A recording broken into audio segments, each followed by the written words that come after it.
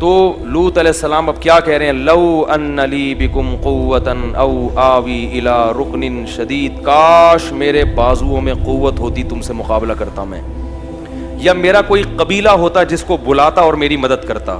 کیونکہ کمزور قبیلہ تھا لوط علیہ السلام کا۔ قرآن کے الفاظ دیکھو، لعمرک انہم لفی سکرتہم یعمہون،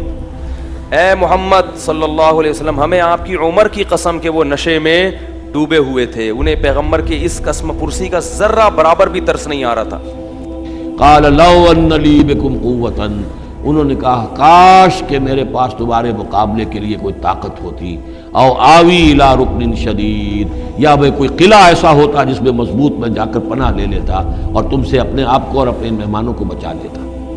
یہاں ہے اصل میں حضور صلی اللہ علیہ وسلم کی ایک حدیث میں الفاظ آئے ہیں، یرحم اللہ لوطا لقد کان یاوی الی رکن شدید، اللہ تعالیٰ رحم فرمائے لوط پر، وہ ایک مضبوط قلعے میں تھے،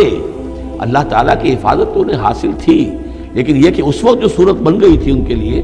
جیسے جب جادوگروں نے جو اپنے انچر پھینکے تھے اور وہ بھی بن گئے تھے فرعون کے دربار میں، وہ بھی شکل اختیار کر لی تھی انہوں نے سانپوں کی، تو حضرت موسیٰ پر بھی وقتی طور پہ خوف طاری ہو گیا تھا۔ تو بن بنائے طبع بشری خوف کا ہو جانا یہ کوئی نبوت کی عصمت کے منافی نہیں ہے۔ تو یہاں پر بھی اللہ تعالیٰ کی حفاظت تھی، اور جیسا کہ آیا فرشتوں نے پھر ذرا سا ایک ہاتھ ہلایا اور سب کے سب اندھے ہو گئے، وہ اس طرح کا معاملہ تفاصیل تورات میں ہے۔ قال لو ان لی بکم، لیکن جو حسرت کی کیفیت تھی اور جس طرح ضیق میں ان کی جان اس وقت آئی تھی، اس کا تصور کیجئے، کاش کہ میرے پاس تمہارے مقابلے کے لیے طاقت ہوتی، او آوی الی رکن شدید، یا کوئی ایسا ہوتا مضبوط مستحکم قلعہ جس میں جا کر میں پناہ لے لیتا۔ جب اتنی قسم پرسی دیکھی نا فرشتوں نے، لوط علیہ پہلے نہیں بتایا، اللہ بھی تو آزماتے ہیں نا اپنے بندوں کو، جب یہ قسم پرسی دیکھی ہے تو فرشتوں نے کہہ دیا یا لوط انا رسول ربک، اے لوط ہم انسان نہیں ہیں، ہم رب کے فرشتے ہیں، لن یصلوا الیک، پہلا تو تسلی کا جملہ یہ کہ یہ ہرگز آپ تک نہیں پہنچ سکتے، ہم تک تو پہنچنا دور کی بات، یہ ادھر آ ہی نہیں سکتے۔ قالوا یا لوط انا رسول ربک، ان فرشتوں نے کہا ہے لوط گھبرائیں نہیں، ہم آپ کے رب کے پیغامبر ہیں، بھیجے ہوئے ہیں، لن یصلوا الیک، یہ آپ تک پہنچ ہی نہیں پائیں گے، آپ کو کوئی گردن نہیں پہنچا سکیں گے، آپ بالکل اطمینان رکھیں۔ بہت طاقتور فرشتے ہیں ہم، بہت طاقتور، یہ یہاں پہنچ نہیں سکتے۔ اب کرنا کیا ہے؟ جو ہم کہہ رہے ہیں وہ کرنا ہے آپ نے۔ فَأَسْرِ بِأَهْلِكَ بِقِطْعٍ مِّنَ اللَّيْلِ، اور بھی رات کا ایک حصہ جو باقی ہے اس میں آپ اپنے اہل کو لے کر، اپنے گھر والوں کو لے کر نکل جائیے اس بستی سے۔ وَلَا يَلْتَفِتْ مِنْكُمْ أَحَدٌ، اور کوئی بھی آپ میں سے پیچھے نہ دیکھے، پیچھے توجہ نہ کرے، پیچھے کی طرف کوئی خیال نہ آئے کہ ہمارے دوست تھے اور ہمارے یہ تھے اور ہمارے عزیز تھے، اِلَّا امْرَأَتَكَ، اور آپ کی بیوی بھی ساتھ نہیں جائے گی، وہ بھی یہی رہے گی۔ فَأَسْرِ بِأَهْلِكَ، آپ کے اہل میں جتنے لوگ ہیں، رشتہ دار یا جو بھی ایمان لانے والے لوگ ہیں، ان کو لے کے راتوں رات یہاں سے چپکے سے نکل جائیں۔ فما وجدنا فیہا غیر بیت من المسلمین، پس ہم نے وہاں ایک مسلمانوں کے گھر کے سوا کوئی اور پوری بستی میں گھر نہیں پایا، اور وہ ایک گھر حضرت لوط علیہ السلام کا اپنا تھا۔ سر صرف 2 بیٹیاں ایمان لے کے آئیں ان کے اوپر، یعنی اور ان کی اپنی بیوی بھی کافرہ تھی، وہ بھی ایمان نہیں اس نے قبول کیا، یعنی پوری مجلس کے اندر، یعنی پوری اس بستی کے اندر اللہ تعالیٰ کی طرف سے ایسا معاملہ ہوا کہ صرف 2 آپ کی بیٹیاں ایمان لے کے آئیں، کوئی ایک مرد بھی نہیں تھا جو ان کے ساتھ دعوت حق ہو۔ یہ 2 بیویاں ہیں جلیل القدر پیغمبروں کی، جن کا ذکر پھر آئے گا بڑی وضاحت کے ساتھ سورہ تحریم میں۔ ایک حضرت نوح علیہ السلام کی بیوی اور ایک حضرت لوط کی بیوی، کہ یہ اگرچہ کہ کانتا تحت عبدین من عبادنا صالحین فخانتاہما فلم یغنیا عنہما من اللہ شیئا، اگرچہ وہ ہمارے 2 بہت ہی نیک اور بہت ہی برگزیدہ بندوں کے تحت تھیں، ان کے گھروں میں آباد تھیں، لیکن یہ کہ انہوں نے خیانت کی، اور اس کے نتیجے میں یہ ہے کہ پھر وہ اللہ تعالیٰ کے عذاب سے ان کے شوہر انہیں بچا نہیں سکے، نہ حضرت نوح بچا سکے اپنی اس بیوی کو، اور نہ حضرت لوط بچا سکے اپنی اس بیوی کو۔ الا امرأتک، سوائے آپ کی بیوی کے، انہ مصیبھا ما اصابہم، اس کے اوپر تو وہی مصیبت آ کر رہنی ہے جو ان سب پر آنی ہے۔ ان موعدہم الصبح، اور دیکھیے ان کے وعدے کا وقت صبح کا ہے، صبح کو وہ عذاب آ جائے گا۔ الیس صبح بقریب، کیا صبح قریب نہیں ہے؟ یعنی اب جلدی کیجئے، اب آپ فوری طور پر یہاں سے اپنی بچیوں کو لے کر نکل جائیے۔ فَأَخْرَجْنَا مَنْ كَانَ فِيهَا مِنَ الْمُؤْمِنِينَ، اور ہم نے نکال لیا وہاں سے ایمان والوں کو، یعنی اللہ تعالیٰ کی طرف سے ایمان والوں کو تو نکال لیا گیا۔ ظاہر ہے یہ تو ہمیشہ اللہ کی سنت رہی ہے کہ جو ایمان لانے والے ہیں ان کو اللہ تعالیٰ بچا لیتا ہے، اور جو اللہ تعالیٰ کے دشمن ہیں ان کو اس یعنی عذاب کے اندر مبتلا فرما دیتا ہے۔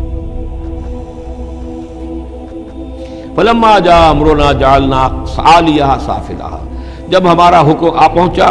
ہم نے اس کے اونچے کو نیچا کر دیا، یعنی کسی بستی کو تلپٹ کیا جائے تو چھت نیچے ہو جائے گی اور جو بنیادیں اوپر آ جائیں گی۔ عالیہا سافلہا، الٹ کر رکھ دیا بستیوں کو۔ وامطرنا علیہا حجارۃ من سجیل، اور مزید ان کے اوپر ہم نے بارش برسائی کنکروں کی، پتھروں کی،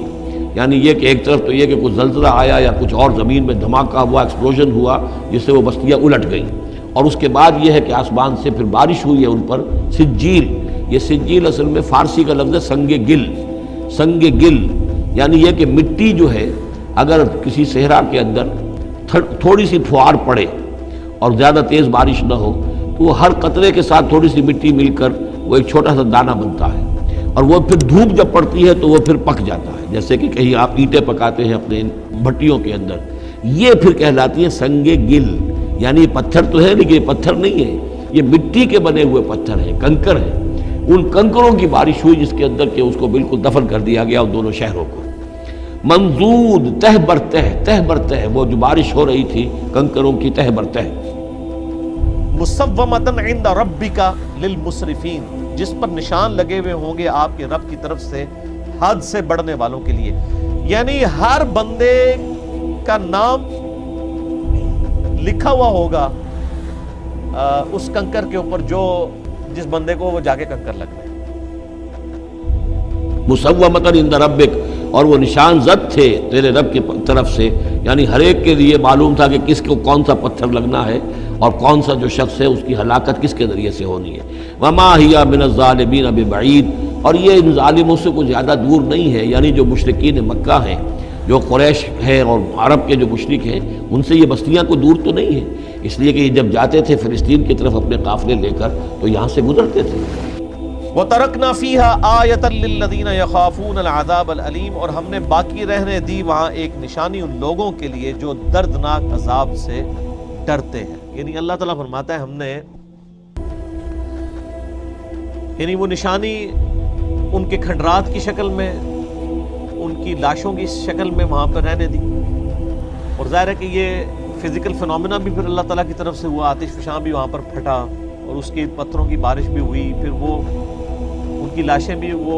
ایک طرح کی اس لاوے کے نیچے سیب ہو گئی، اور اب وہ لاشیں ڈسکور بھی ہوئی ہیں۔ یعنی آپ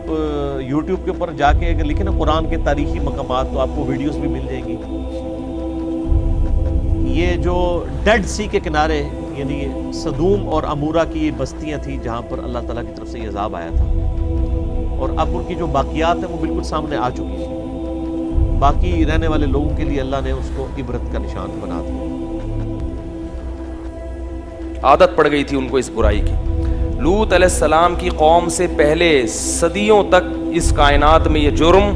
نہیں ہوا، لوگ جانتے ہی نہیں تھے کہ یہ بھی کوئی برائی ہے، کیونکہ یہ انسان کی فطرت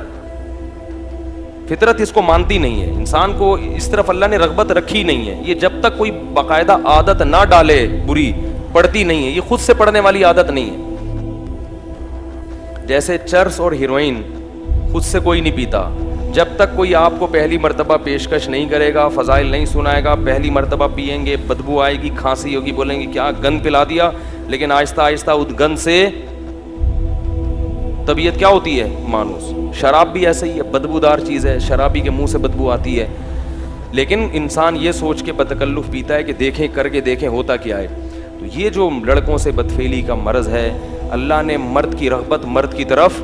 رکھی نہیں، عورت کی طرف رغبت وہ نیچر ہے، وہ فطرت ہے، وہ نیچر ہے، وہ ختم نہیں ہو سکتی، اور وہ ختم ہوگی تو یہ غلط ہے۔ تو اللہ نے پیدا کیا نا، وہ تو نیچر کا حصہ ہے۔